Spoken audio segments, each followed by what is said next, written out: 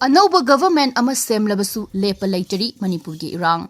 Thogliba Manipur gi erang asida Anouba Government ama semduna lamdam asida ingtappa hanjan hannaba hotnarabasu henadum tamthiba maongda erang haurakle. Tampaki area da nattana Manipur gi tingi district sing dasu makhatana erang thokli. Saddown na chingba sathaduna khongjang gaya sangsiladuna Meeyamna achumba wayel pibinaba government taksile.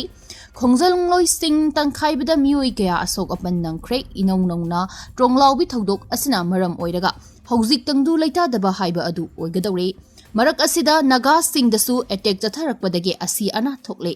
Masida lamdam masida lairiba praja khudingmakna government da thajaba thamduna achumba wayel phangnaba hotnari adubu praja singna Anouba government asida thajaba haiba adu mami samlakpagom tawri. Ngarang tasu Wangjing da BDO office sangaba lakba CM changba yaroi haina protest tobada police na madu ngakthoknaba hotnabada chawna muknaba thokpada asok apan kaya yawkhre masina hena praja singda asawa henkalakle.